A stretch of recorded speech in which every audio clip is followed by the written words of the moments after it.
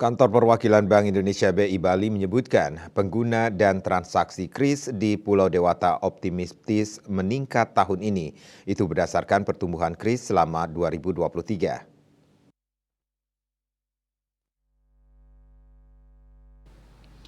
Kepala KPW BI Bali Erwin Suryadimaja di Denpasar memaparkan pada November 2023 pengguna KRIS di Bali meningkat 60,1% YoY dari 612.000 pengguna pada November 2022 menjadi 980.000 pengguna pada November 2023. Merchant KRIS di Bali turut meningkat 42% YoY dari 556.000 merchant pada November 2022 menjadi 789.000 merchant pada November 2023.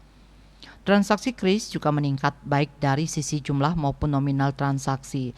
Volume transaksi KRIS meningkat signifikan sebesar 141,0% dari 16,0 juta transaksi pada Januari-November 2022 menjadi 38,6 juta transaksi pada Januari-November 2023. Selain itu, nominal transaksi KRIS juga melonjak drastis sebesar 214,5% dari 1,8 triliun rupiah pada Januari-November 2022 menjadi 5,6 triliun rupiah pada Januari-November 2023.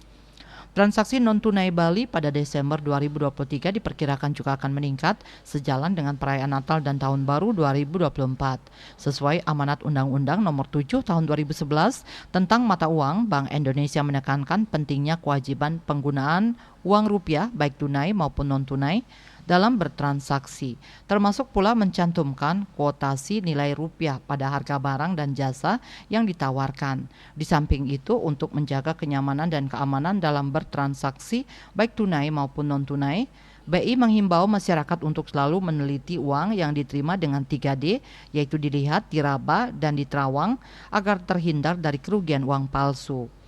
Kemudian selalu merawat uang rupiah dengan 5J, yaitu jangan dilipat, jangan dicoret, jangan di stapler, jangan dibasahi, dan jangan diremas agar uang selalu dalam kondisi baik.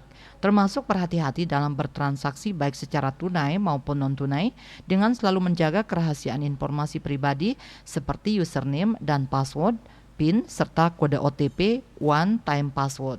Karena itu, Erwin mengajak seluruh merchant dan pelaku ekonomi untuk terus menerapkan kewajiban penggunaan rupiah, termasuk dalam pencantuman harga barang dan atau jasa. Swardika Bisnis Bali melaporkan.